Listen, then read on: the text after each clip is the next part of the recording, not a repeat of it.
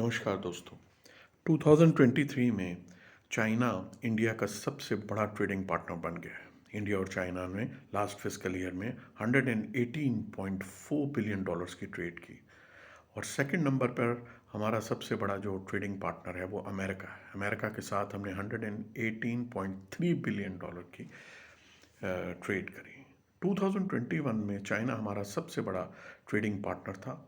इसके बाद यूएसए हमारा सबसे बड़ा ट्रेडिंग पार्टनर बना और उसके 2 साल बाद अब फिर चाइना हमारा सबसे बड़ा ट्रेडिंग पार्टनर बन गया है। ये एक बड़ी ख़तरमंद बात है क्योंकि चाइना के साथ हमारे बड़े बॉर्डर्स डिस्प्यूट्स चल रहे हैं और हमारे को इतने अच्छे रिलेशंस नहीं हैं चाइना के साथ। यानी अगर चाइना हमारा सबसे बड़ा ट्रेडिंग पार्टनर बन जाए तो इन द लॉन्ग रन हमें बड़ा नुकसान भी पहुंचा सकता है। तो हमें दो तरह के थ्रेट चाइनीज़ से हो सकते हैं। एक तो पॉलिटिकल एक्सटर्नल थ्रेट्स हैं, जैसे कि 2021 में हमारा गलवान पर झड़प हुई और इस झड़प में हमारे करीबन 20 सोल्जर्स मर गए और चाइना के भी सोल्जर्स मरे, लेकिन चाइना ने कभी एक्सेप्ट नहीं किया कि उसके कोई आदमी मरा है। उसके बाद करीबन चाइनीज़ और इंडियन मिलिट्री में करीबन 20 राउंड्स ऑफ टॉक्स हुई। पर चाइना, जैसे चाइना की आदत है, बातें करता रहता है, करता धरता कुछ नहीं, 1 इंच भी बात आगे नहीं बढ़ी। हमारे पुराने प्राइम मिनिस्टर अटल बिहारी वाजपेयी कहते थे कि चाइना को उसकी बात से हिलाना बहुत ही मुश्किल है। चाइना सालों साल लगा देता है और टस से मस नहीं होता और उनकी बात आज बिल्कुल सच साबित हो रही है।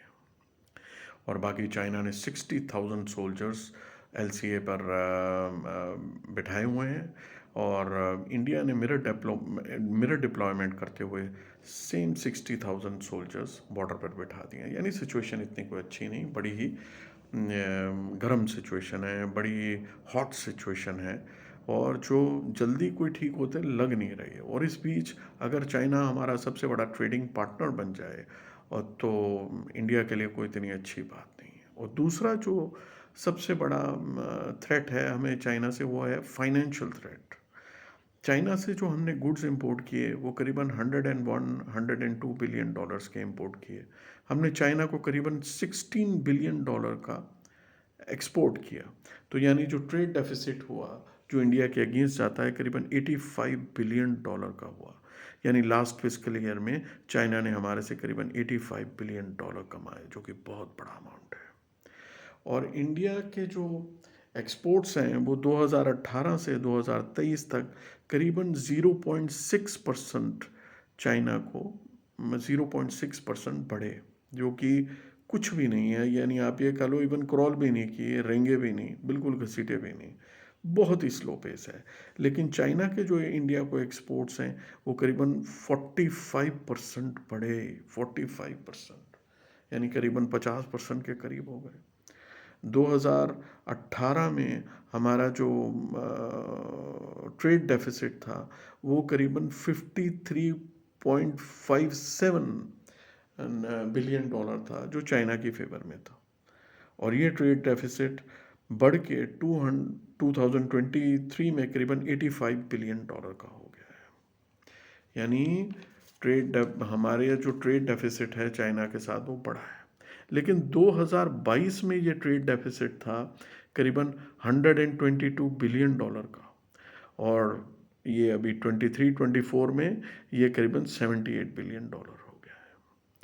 तो ट्रेड डेफिसिट कम हुआ है, सब कुछ हुआ है। इंडियन गवर्नमेंट ने काफ़ी स्टेप्स लिए हैं इसको ठीक करने में, बट अभी भी ट्रेड डेफिसिट बहुत ज़्यादा है। हम चाइना से इंपोर्ट क्या कर रहे हैं? हम चाइना से इंपोर्ट कर रहे हैं electronic parts, laptops, machine parts, plastic raw material, pharmaceutical raw material, EV batteries. India जितनी भी बैटरीज अभी ईवी की इंपोर्ट कंज्यूम करता है 75% चाइना से मंगाता है, जो कि बहुत ख़तरनाक बात है। हमारा इतना फार्मास्यूटिकल एक्सपोर्ट्स हैं, उन मेजर जो रॉ मटेरियल्स हैं जो इन दवाइयों को बनाने में आते हैं, ये सारे चाइना से आ रहे हैं, इंडिया में नहीं बन रहे। इंडियन गवर्नमेंट ने काफ़ी स्कीम्स शुरू की हैं जिनसे ये रॉ मटेरियल इंडिया में बने, लेकिन इतने ज़्यादा नहीं बन रहे क्यों इनसे एटमॉस्फेरिक नुकसान बड़े होते हैं, तो ये पर चाइना में ही ज़्यादा रॉ मटेरियल बनते हैं, तो इंडियन गवर्नमेंट के पास कोई चॉइस नहीं है इनको चाइना से इंपोर्ट करने के बगैर। और ये जो हालात हैं, ये सिर्फ इंडिया के नहीं हैं, जो दुनिया की मेजर इकोनॉमीज़ हैं उनके चाइना के साथ यही कंडीशन है। चाइना करीबन 120 दुनिया के कंट्रीज़ का मेजर ट्रेडिंग पार्टनर है। इसमें Japan, Taiwan, Vietnam, Australia, south Korea, ये सब हैं, और ये सब एंटी चाइनीज़ कंट्रीज़ हैं। इनके चाइना के साथ बड़े हैवी डिस्प्यूट्स हैं।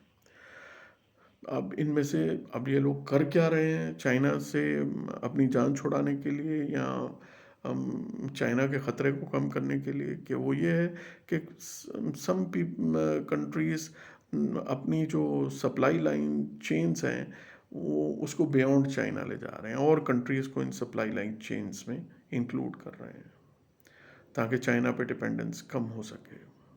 और उसके बाद जो इनकी फैक्ट्रीज़ हैं चाइना में, इन कंट्रीज़ की, जैसे कोरियन, जापानीज़, ताइवानीज़, वो लोग अपनी फैक्ट्रीज़ को फ्रेंडली कंट्रीज़ में ले जा रहे हैं, यानी फ्रेंड शोरिंग कर रहे हैं और फ्रेंडली कंट्रीज़ में ले जा रहे हैं, जैसे कि वियतनाम, इंडिया, और अमेरिका तो अपने नेबरिंग कंट्रीज़ में भी ले जा रहा है, जैसे कि मेक्सिको, ताकि जो डिस्टेंस है ट्रांसपोर्टेशन का वो भी कम हो। और आजकल क्या है, सी में सामान को लाना ले जाना भी बड़ा मुश्किल हो रहा है, बड़ा रिस्की हो रहा है। तो अमेरिका की और जो मेजर इकोनॉमीज़ हैं उनकी यही कोशिश है कि जो फैक्ट्रीज़ की वो फ्रेंड शोरिंग कर रहे हैं, वो इवन नेबर कंट्रीज़ में करें ताकि ट्रांसपोर्टेशन कॉस्ट भी कम हो। और इंडिया क्या कर रहा है इस बारे में? इंडिया भी गवर्नमेंट बड़ी कोशिश कर रही है ताकि चाइनीज़ पे डिपेंडेंस कम हो। फर्स्टली वो बूस्ट कर रहे हैं अपनी लोकल प्रोडक्शन को। इसके लिए इंडियन गवर्नमेंट ने करीबन 14 सेक्टर्स के लिए एक स्कीम निकाली है, जिसमें वो इन्वेस्टर्स को प्रोडक्शन बेस्ड टैक्स कट्स और सब्सिडीज दे रहे हैं। इसके लिए इंडियन गवर्नमेंट ने करीबन $26 बिलियन एलोकेट किए हैं। और इस स्कीम का फ़ायदा ये हुआ है कि पिछले 3 साल में करीबन 1 लाख करोड़ रुपए की इन्वेस्टमेंट इंडिया में हुई है, और इससे करीबन 700,000 लोगों को एम्प्लॉयमेंट मिली है। सो यानी things are working, but they are working at a slow pace. Overnight nothing can be done, थोड़ा टाइम लगेगा, but government is after it.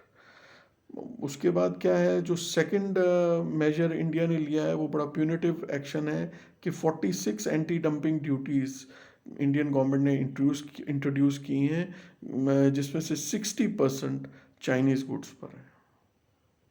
यानी एंटी डंपिंग ड्यूटीज़ बहुत लगा रही है Indian government in order to cut the imports from India from China. और उससे क्या है कि लोकल प्रोडक्शन या और कंट्रीज से इंपोर्ट बढ़ेगा, जिससे चाइनीज़ डिपेंडेंस कम होगी।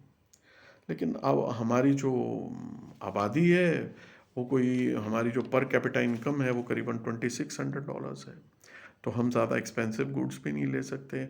हमारी डिपेंडेंस चाइनीज़ गुड्स पे है। अगर हम ये इंपोर्ट कम करते हैं या ज़बरदस्ती कम करने की कोशिश करते हैं तो इससे इन्फ्लेशन बढ़ेगा, वो बड़ा ख़तरनाक है। और इन्फ्लेशन बढ़ेगा और हमारी आबादी को सस्ता चाइनीज़ सामान चाहिए ताकि इन्फ्लेशन ना बढ़े और एक वो अपनी नॉर्मल लाइफ लीड कर सकें। सो हमें सब कुछ करना पड़ेगा और डी रिस्किंग करनी पड़ेगी, but keeping lot of factors in mind and taking right decision, so that हम लोग किसी गलत रास्ते पे ना चल पड़े।